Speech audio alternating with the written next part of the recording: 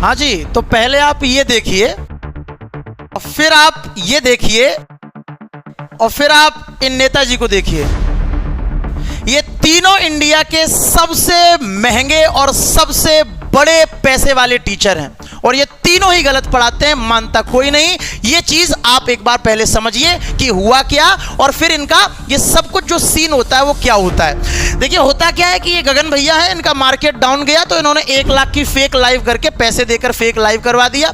ये चीज नेताजी को पसंद नहीं आई। नेताजी ने इनका एक सवाल ढूंढ लिया कि इन्होंने उसी वीडियो में गलत पढ़ाया था और ये आए, इनको कम से कम इन्होंने 1-1.5 घंटे पेल दिया, ढंग से रेल दिया, तमाम रील कट गई, इनकी भी। ठीक है मेरे भाई, सवाल यह था कि which of the following is a non zero number which is पूर्णांक, रेशनल एंड एवरीथिंग। मतलब सवाल मुझे दिख नहीं रहा है क्लियर, बट इसमें ये लिखा है कि कौन सा ऐसा नॉन जीरो नंबर है जो इंटीजर भी है और रेशनल भी है। तो गगन भैया उत्तर लगा रहे हैं 0, जबकि सवाल में स्पष्ट कह रहा है कि नॉन जीरो नंबर हमें चाहिए, तो आंसर इसका 1 होगा।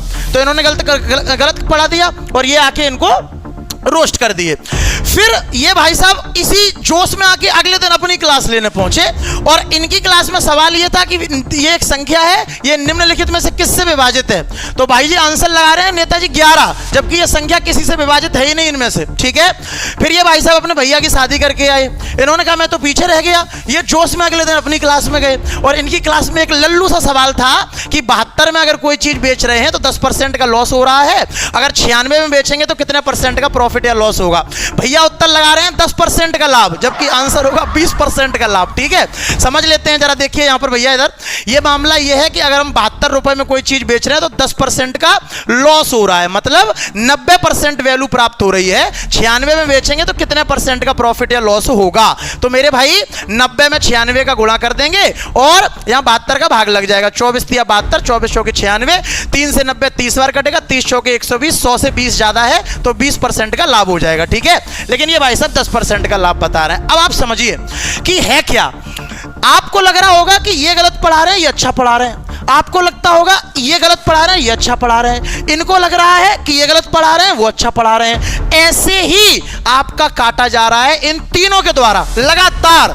आप मेरी बात से अगर आप मैच्योर होंगे तो जरूर समझ पा रहे होंगे कि मैं किसी के पढ़ाने की शैली पर बात नहीं कर रहा हूं।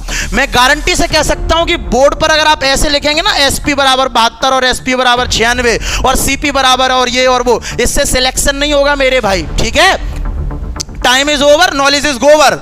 आपको फाउंडेशन स्ट्रॉन्ग करके चीजों को फास्ट तरीके से ही करना होगा और अगर टीचर क्लास में स्लो पढ़ाएगा तो बच्चा भी स्लो तरीके से ही करेगा, वही चीज फॉलो करेगा। टीचर तेज पढ़ाएगा तो बच्चे की भी स्पीड बढ़ेगी, हमेशा याद रखना। ठीक है।